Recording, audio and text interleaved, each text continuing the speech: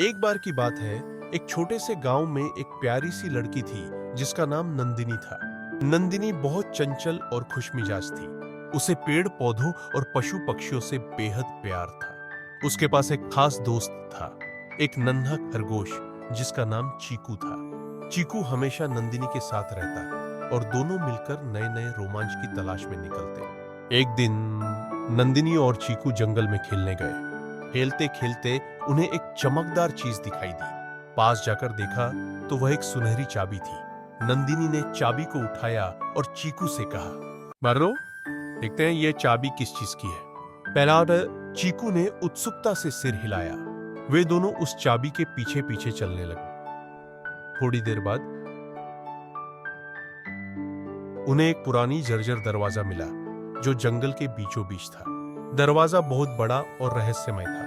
नंदिनी ने चाबी को दरवाजे के ताले में डाला। ताला खुल गया और दरवाजा धीरे धीरे खुला। अंदर एक अद्भुत दुनिया थी। वहां रंग बिरंगे फूल, चमकते तारे और हंसते खेलते जानवर थे। नंदिनी और चीकू ने खुशी से झूमते हुए वहां प्रवेश किया। अचानक एक बुद्धिमान उल्लू उनकी ओर आया और बोला, पर स्वागत है बच्चों, तुमने इस जादुई दुनिया का दरवाजा खोला है। लेकिन ध्यान रहे, यहाँ की खुशियां तभी बनी रहेंगी जब तुम दूसरों की मदद करोगे। नंदिनी और चीकू ने उल्लू की बात को ध्यान से सुना। उन्होंने तय किया कि वे इस जादुई दुनिया में जितना हो सके दूसरों की मदद करेंगे। उन्होंने देखा कि एक छोटा हिरण अपने पैरों में कांटों के कारण परेशान था। नंदिनी और चीकू ने उसे आराम से कांटे निकाले और हिरण ने खुशी से उन्हें धन्यवाद दिया। इसके बाद उन्होंने कई जानवरों की मदद की।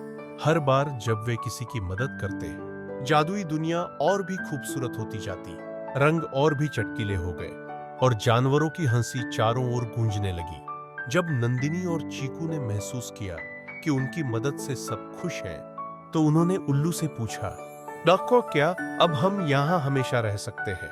फिर उल्लू ने मुस्कुराते हुए कहा, आपदा, तुम्हारी मदद और प्यार ने इस जगह को और भी जादुई बना दिया है। तुम जब चाहो यहाँ आ सकते हो, लेकिन याद रखना, खुशियां बांटने से ही बढ़ती है।